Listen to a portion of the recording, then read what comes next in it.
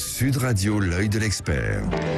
L'œil de l'expert, ce matin, c'est un policier, Bruno Bartocchetti. Bonjour. Bonjour. Vous êtes secrétaire régional, PACA et Occitanie du syndicat police SGP Police FO. Évidemment, la visite d'Emmanuel Macron à Marseille nous fait réagir, nous interroge sur cette visite. Et puis, on parle évidemment beaucoup de Marseille.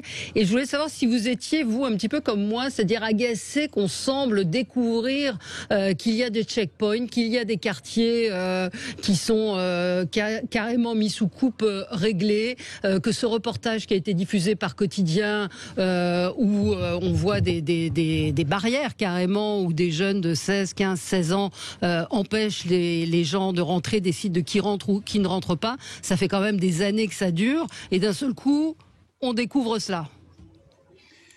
Oui, effectivement, je partage votre regard sur cette situation, qu'elle n'existe pas d'aujourd'hui, et ça fait très longtemps que nous avons tiré le signal d'alarme.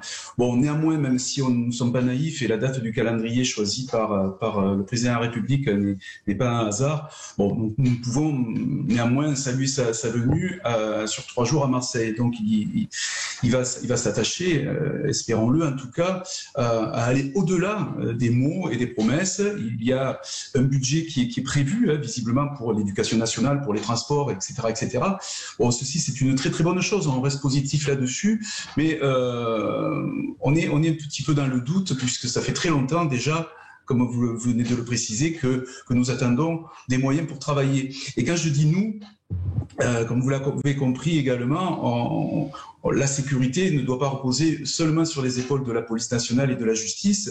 On doit donner Alors moi, je suis pas un expert en matière de chômage, mais on sait que ce chômage-là est très élevé à Marseille. Donc donnons de l'espoir à ces jeunes ou moins jeunes à Marseille pour s'exprimer. Il y a des qualités humaines importantes à Marseille. Ça se résume pas à la drogue et au football, Marseille. Et c'est fort dommage que l'on vienne annoncer une rénovation de quartiers, d'écoles et de transports et qu'on regarde pas comment on pourrait fonctionner avec les éducateurs sociaux, avec les éducateurs sportifs. Il faut impérativement, au-delà du travail de la police et de la justice, être présent dans ces cités pour pouvoir entourer ces jeunes, mais aussi ces familles qui sont perdues, pour certaines, avec des gamins qui se lâchent dans la vente de drogue et de stupéfiants. Mais c'est un discours qui est relativement modéré par rapport à à une réalité. Il y a quand même beaucoup d'argent qui a été mis dans ces quartiers. Il y a eu des plans, il y a eu de l'argent. J'entendais Samia Ghali ce matin qui disait il y a plus de médecins, il y a plus de commerce, mais il y a de nombreux endroits en France où il y a plus de commerce, plus de médecins, sans pour autant que ça tombe sous la coupe réglée des caïds. Il y a un moment où aussi on se pose la question de la répression, tout simplement. Parce que vous semblez dire, en mettant de l'argent en plus, ça peut régler les choses. Il y a des tas d'expériences qui ont été tentées de proposer des emplois, mais quand on vous propose 4-5 000 euros à 15 ans pour aller faire le guet, vous pouvez mettre toutes les écoles, toutes les éducations que vous voulez, je vois pas très bien ce que ça va changer. Alors, si vous m'accordez un peu plus de temps, il n'y a pas de souci, je vais pouvoir développer parce que je ne dis pas que c'est une très bonne chose, je dis que c'est une piste intéressante déjà de s'intéresser à Marseille à ce niveau-là. Je dis qu'il faut aller plus loin, comme je vous l'ai dit, sur l'éducation des acteurs sociaux et sportifs. Au-delà, et vous faites bien de le souligner, pour aller plus loin, donnons les moyens, vous savez, au GIR, ce sont les groupes interministériels de recherche, où on y trouve les impôts, les douanes, la police, la gendarmerie. Et là, on peut travailler justement dans le blanchiment d'argent, c'est-à-dire de pouvoir sanctionner, couper, vous savez, les vivres à ces dealers qui, avec le RSA, roulent avec des voitures de 150 000 euros. Donc là, ça va beaucoup plus loin. Marseille n'est pas la seule ville concernée. À partir du moment où vous avez d'autres villes en zone sud, je les connais bien, qui sont lâchées par le service public, par le travail, par le plein emploi, bien on y retrouve la circulation de drogue et d'armes à feu. Donc c'est vrai qu'il faut aller au-delà. On parle de Marseille parce qu'il y a eu des règlements de compte. Oui, il y a eu très violent quand même. Voilà, c'est très violent, mais c'est vrai qu'on retrouve également cette même circulation de stupéfiants et de drogue à Toulouse, à Montpellier, à Béziers, à Nice et dans le Var. Donc c'est pour cette raison que, vous savez, tout ce qui est sécurité demande un travail sur dans tous les domaines. Alors là où on peut appuyer, bien sûr, c'est sur le travail de la police. La présence policière, elle est importante pour sécuriser la population, pour être présent dans tous ces quartiers. On ne va pas mettre un flic devant chaque entrée d'immeuble, mais il faut aussi donner les moyens chez nous aux officiers de police judiciaire pour pouvoir travailler sur des procédures, sur du long terme, pour pouvoir ficeler ces procédures, les présenter à la justice. Donnons les moyens à la justice de sanctionner. Ce n'est pas normal qu'un lieutenant d'un réseau de stupéfiants prenne 3 ans ou 4 ans, alors qu'un braqueur va prendre 15 ans. Donc, à un moment donné, quand il doit y avoir sanction, et c'est pas le seul remède en matière de stupéfiants, lorsqu'il doit y avoir sanction, c'est vrai que là, on doit être sans pitié. Vous savez, et attention, je suis prudent aussi parce que quand je parle de sanctions, dans le milieu des stupéfiants, la peine de mort existe. Un jeune aujourd'hui n'a pas peur de mourir. On le voit, il sait qu'il prend le risque de se faire tuer. De toute façon, il est limité. Ou il finit en prison, ou il finit malheureusement criblé de balles avant 30 ans. Ouais. Mais est-ce qu'il y a des quartiers aujourd'hui où vous n'allez pas, où la police ne va pas ?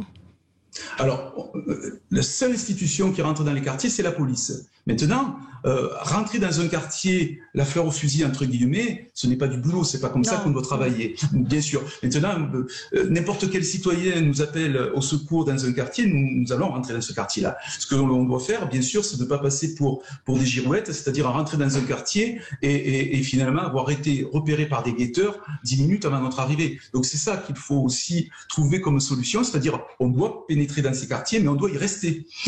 Alors quand je dis y rester, c'est pas mettre un quart de CRS dans le quartier, c'est de pouvoir y rester et d'être en contact régulièrement avec cette population. Ça demande beaucoup de moyens en hommes. Et quand je dis rester, c'est d'être en contact, pouvoir participer, j'insiste bien, participer à un lien social. Nous, notre domaine, c'est la répression, mais dans ce lien social, on doit être en contact avec des éducateurs, avec des présidents de quartier. Vous savez, une piste, est-ce que les présidents de quartier, avec des éducateurs sportifs, ne pourraient pas travailler même le soir dans ces quartiers? Ce serait intéressant pour encadrer, pour entourer des jeunes gamins de 10 ans qui finalement suivent leur grand frère dans la vente de stupéfiants. Donc oui, c'est difficile de rentrer dans ces quartiers, surtout pour les autres services publics, c'est difficile pour un facteur, c'est difficile pour un commercial. Voilà, pour nous, c'est un peu plus facile forcément, mais c'est souvent conflictuel, comme vous le savez. Mais est-ce que c'est pas trop tard aujourd'hui pour retourner dans ces quartiers, faire du social? Est-ce qu'il n'y a pas une génération, en tout cas aujourd'hui, qui est perdue? Malheureusement, je crains dans votre question que la réponse est criante de vérité.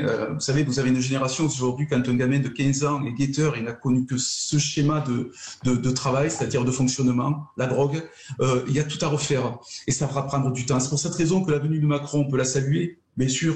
Maintenant, si c'est juste un effet d'annonce 6 mois avant les élections présidentielles, c'est largement insuffisant. Et c'est pour cette raison, dans ce que vous me posez comme question, elle est très importante, c'est de travailler sur du long terme. Si c'est pour lâcher les quartiers dans 10 mois en se disant c'est bon, j'ai fait mon job, j'ai fait un chèque en blanc, c'est perdu d'avance. Il faut travailler dès à présent sur des jeunes et des familles, des jeunes très jeunes, 7-8 ans, et des familles qui ont besoin d'être soutenues. Il faut déjà éduquer certains parents pour pouvoir éduquer les plus jeunes. Et c'est du travail vraiment à long terme.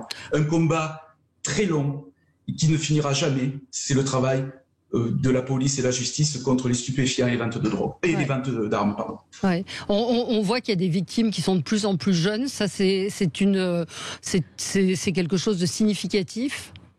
Alors, très significatif, ça prouve surtout que notre société est bien malade. Il y a de nombreux consommateurs, de plus en plus de consommateurs. On trouve la drogue à des prix de plus en plus intéressants. Donc voilà, c'est beaucoup plus large. On emploie ces jeunes de 13-14 ans parce qu'on sait que sur un plan pénal, ils vont pas pouvoir être sanctionnés. On demande beaucoup de main-d'œuvre, on va dire, dans ces trafics d'armes et de stupéfiants. Et on va les chercher très jeunes parce qu'ils sont plus malléables. On en fait un petit peu ce qu'on veut. Et puis surtout, voilà, bon, on peut justement, ils sont très mobiles, on peut les envoyer dans d'autres quartiers pour vendre leur shit, et s'ils se font tuer, c'est pas bien grave, il y en aura d'autres pour les remplacer. Voilà l'état d'esprit aujourd'hui des lieutenants de réseau. Ouais. La drogue, il n'y a pas moyen de contrôler, enfin c'est une question un peu naïve, hein, mais elle vient d'où cette drogue et ces arrivées de drogue massive, comment on peut gérer ça ?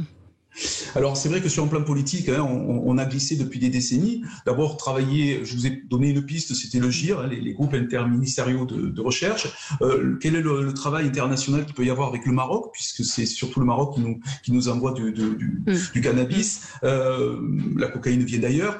Donc il y a un travail international. Là où c'est malsain dans les annonces, c'est lorsqu'on parle de records, de saisie record. Plus on parlera de saisie record, plus on comprendra que finalement, celui qui tente de passer la frontière, eh bien, il a une chance sur 100 d'être interpellé. De fait, il remplit son camion ou sa voiture avec un maximum de kilos de cannabis et de cocaïne. Donc c'est tout un travail qui doit être fait déjà avant, effectivement, sur un plan international. Après, en matière de stupes, ne soyons pas naïfs.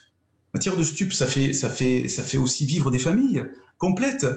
Lorsqu'on pose sur la table 50 € une fois, 2 fois, 3 fois et que la famille est endettée, bien, au bout d'un moment, elle accepte finalement que le gamin aille vendre et ferme les yeux. Ça, c'est un premier point. Donc, ça demande aussi un travail à ce niveau-là. Alors, je ne vais pas employer le terme on achète la paix sociale, mais de fait, si demain, par magie, on arrêtait la vente des stupéfiants, et là, si vous permettez, j'aborde le sujet de la légalisation. Oui. Si on légalise le cannabis, par exemple, on prend un risque. On prend le risque de finalement retrouver ces dealers qui n'iront pas pointer à la NPE. Ils trafiqueront des drogues encore plus dures ou trouveront un shit encore moins cher et la contrebande continuera. Donc vraiment, il y a un travail qui est fait sur les consommateurs. Le consommateur aujourd'hui, on va le sanctionner s'il va acheter des stupes. Bon, depuis 2-3 ans, de toute façon, ils ont anticipé ces consommateurs, puisqu'on a les Uber Shit, et ce sont les dealers qui se déplacent pour aller vers le consommateur et qui, justement, gangrènent les territoires voisins, et c'est pour cette raison qu'on y trouve des règlements de compte. Donc, je suis peut-être lourd dans mes explications, mais tout est